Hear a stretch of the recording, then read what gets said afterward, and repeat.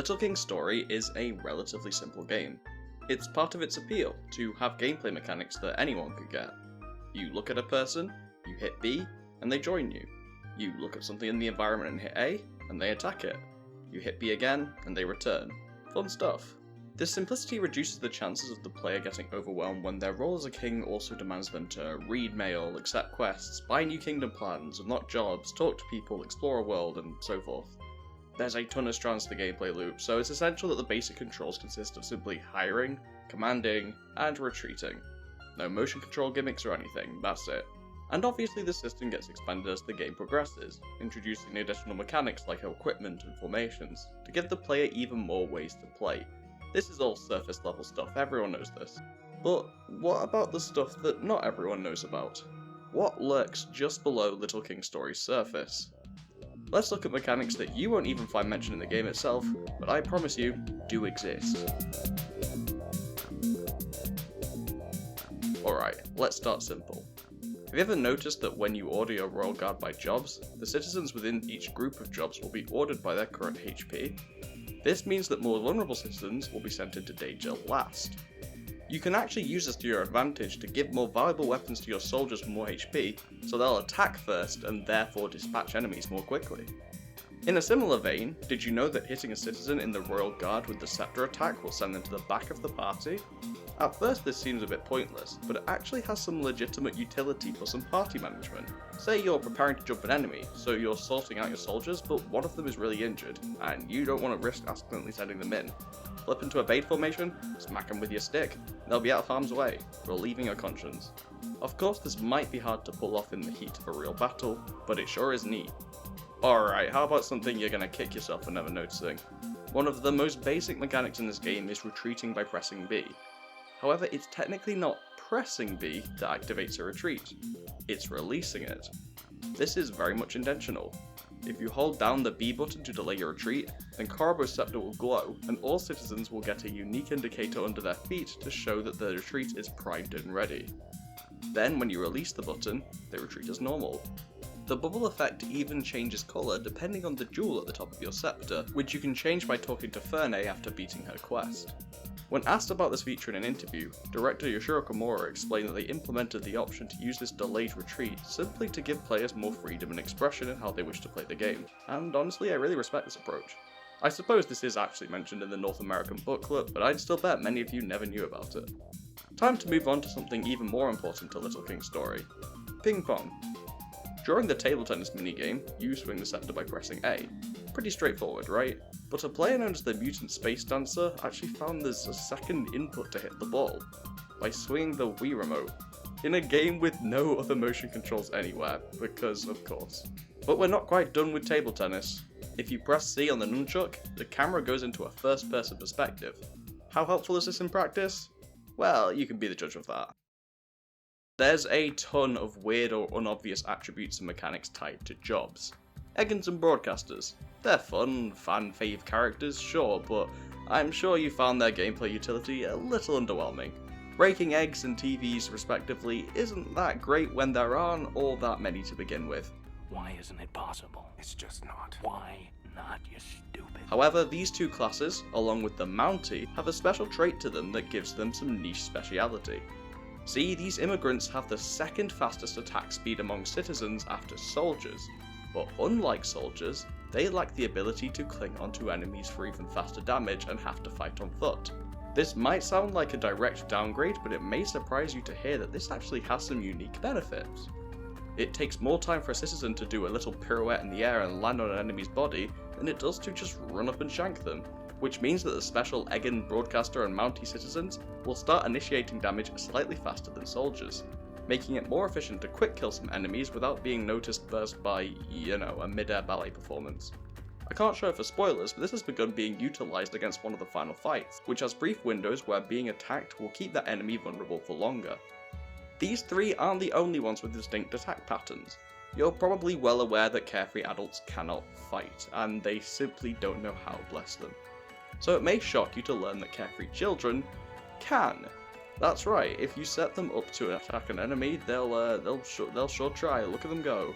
This comes with one caveat though. Despite the fact that citizens target an enemy and attack it at an automatic rate, the attacks themselves actually have hitboxes. This is in case a citizen begins an attack and the enemy moves out of the way. But their children's wet slap attack has such a small hitbox that it simply whiffs the enemy roughly half the time. Probably for the best. Actually, I lied. Carefree adults can fight, and so can savvy merchants. Just not without a little help. If you fit them up with a weapon, then they're able to target enemies and attack, just not very well. Alright, you may remember earlier I said the Egenon Broadcaster are often disregarded as useless, but not the otherwise similar Mountie. This is because the Mountie has an additional ability that is well loved among LGS fans. Eruption. He'll spout a flaming ball of magma from his volcano hat, which explodes upon hitting its target, damaging both it and anyone else caught in the blast. This mechanic is explained in game, but only under the Mountie's entry on the status screen, which means that some people's first experience with the attack often leaves them a bit surprised and confused. And most of my people are very low on health, so I really do not know how well this is going to go. What the hell? What just happened? Okay, but this alone isn't exactly hidden. What you might not know though, is how it's triggered. Often people put it down as simply being RNG, but this isn't the case. It's even simpler than that.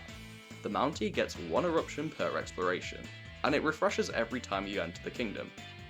Yep, that's it. What's cool about this is you can even track whether the Mountie currently has an eruption or not by looking at his volcano hat. If it's on fire, then the next time he targets an enemy, he'll unleash an eruption. If it's smoking, then he can't, and you'll have to re-enter the kingdom to get another, like how animal hunters the Doctor and the Wizard refresh their ammo. And if you're wondering, yes, if you're battling an enemy right on the board with El Poco, you can utilise this knowledge to effectively use infinite eruptions, arrows, syringes or magic. Go nuts. Hey, while we're here, a little oversight from the developers is that the explosion radius can damage some obstacles, even if the attack can only target enemies. Most notably, the Mountie can target the crabs on over their beach and get the explosion to catch the Craftian's building blocks. Not terribly useful, but it has been noticed online. That leaves us with the last of the 4 immigrant jobs, the Craftian. And oh man, I couldn't make a hidden mechanics video without talking about him. No, I'm serious. On the surface, this little milkbox man doesn't have much going on other than getting through the aforementioned building blocks, and being the only immigrant job class that don't fight good. Cut him some slack, he's using a pencil. Some of you may have figured out based on their name that they can also build as fast as Giga Carpenters, so that's pretty neat. But if you were to check the status screen, you'd see that the Craftian has a special ability, beautifully labelled Stuff. Great name. What does this stuff mean, you ask? Oh boy. Craftians can break wood as fast as a lumberjack and can break rocks as fast as a miner. They can also destroy giant logs and giant rocks, just like those 2 jobs can. Although they can't defeat rocky enemies in one hit like miners. Oh, and we're not done. They can also dig as fast as a farmer, and open up cracks in the ground like a farmer, including hot springs. Why is this the case? I suppose the developers wanted to give you a worthwhile bonus for defeating Jumbo Champloon, the hardest king. This bonus is even better if you choose to fight Champloon before any of the other 3 kings in Skull Plains, which you can do, there's nothing stopping you. In fact, the Craftian is ideal for battling Long Sauvage, and since there's a glitch to get to New Island before entering Skull Plains, the Craftian's abilities have ended up being implemented in a speedrun technique called Miner Skip. Speaking of miners, here's a minor property of animal hunters that you might have noticed yourself. Enemies made out of metal are immune to arrows. They bounce straight off. But there are some exceptions to this rule. The Oni King is, well as far as we know, not made of metal, but arrows bounce straight off his body. Since he's a stationary target and his battle revolves around his attacks that counter melee damage, this is likely a balancing decision so that hunters don't simply trivialize the battle. Meanwhile, on the other side of the spectrum, the UFO is fully made of metal, but can be damaged by arrows. In this case, the reasoning also seems pretty obvious. It's a flying target. You need the arrows as projectiles to damage it. Similarly, arrows can damage TV Dinner. Even though his head is a CRT television, I suppose it makes sense given that the rest of his body is human. There's something else about hunters you might have seen. When they run out of arrows, they attack by smacking the opponent with their bow. However, if the hunter is equipped with a unique bow weapon, its properties are carried over to this melee attack. The infamous weapon that Cupid's bow occasionally fires a stunning arrow, and the smack with the bow has the same chance of this effect. Arrows from the Robin's Bow and Bin Bow do double damage, so the bow itself follows suit. And finally, the Legendary Bow does the same, but also shoots arrows twice as fast, and so the melee attack also has increased attack speed. Additionally, the Brainy Doctor will jab enemies with his syringe, and the Wizard will hit enemies with his staff when they're out of ammo. Although the Doctor can't be equipped with any weapons, so his melee attack can't be influenced, while the Wizard can only be equipped with staffs, which, unlike Hunter's bows, won't affect his projectiles, and will solely modify his melee attack. It also affects how he attacks some select obstacles, but that's too complicated even for this video, let's move on. You guys do remember the Rainbow Wizard, right? The rare late game job class that can cast spells?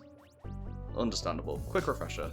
The Wizard carries 20 spells at a time which can be fired at an enemy to inflict them with morph magic, transforming them into one of two materials at random, wood or stone, which can allow lumberjacks and miners to get easy damage.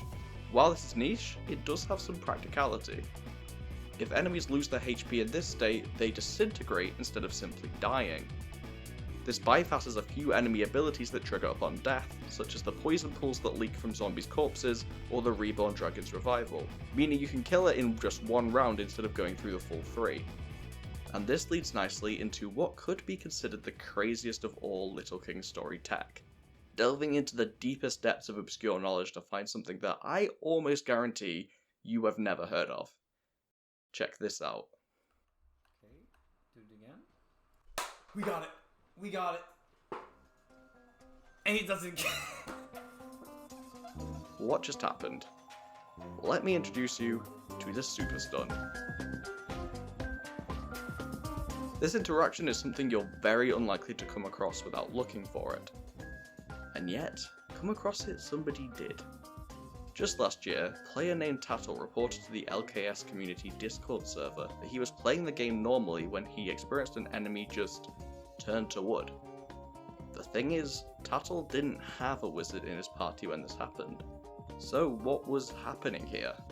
It took the community a while to figure it out, but with a week of testing, it was able to be replicated. So get this. Little King Story has stun weapons, where every attack has an RNG chance of paralysing the enemy temporarily, which comes with this shivering effect.